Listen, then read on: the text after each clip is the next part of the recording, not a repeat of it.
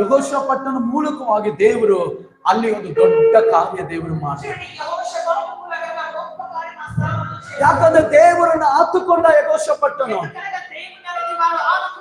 ಆತನ ಮೇಲೆ ಕಣ್ಣಿಟ್ಟ. ನಿನ್ನನ್ನು ಬಿಟ್ಟರೆ ನನಗೆ ಬೇರೆ ದಾರಿ ಇಲ್ಲ ಅಂದ. ಈ ಯೆಹೋಷಾಫಾಟನ ಮೂಲಕವಾಗಿ ದೇವರು ಅಲ್ಲಿ ದೊಡ್ಡ ಕಾರ್ಯ ಮಾಡಿದ್ರು.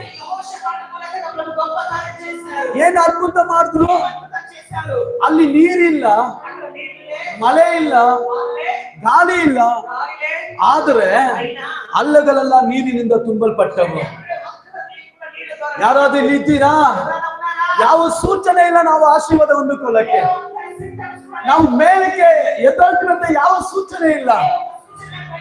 ಯಥಾರ್ಥವಂತರಿಗಾಗಿ ಪರಲೋಕ ಕಾರ್ಯ ಮಾಡುತ್ತದೆ. ಯಥಾರ್ಥವಂತರಿಗಾಗಿ ಪರಲೋಕ ಸುಮ್ಮನೆ ಇರುವುದಿಲ್ಲ. ಯಥಾರ್ಥವಂತರಿಗಾಗಿ ಪರಲೋಕ ಅದು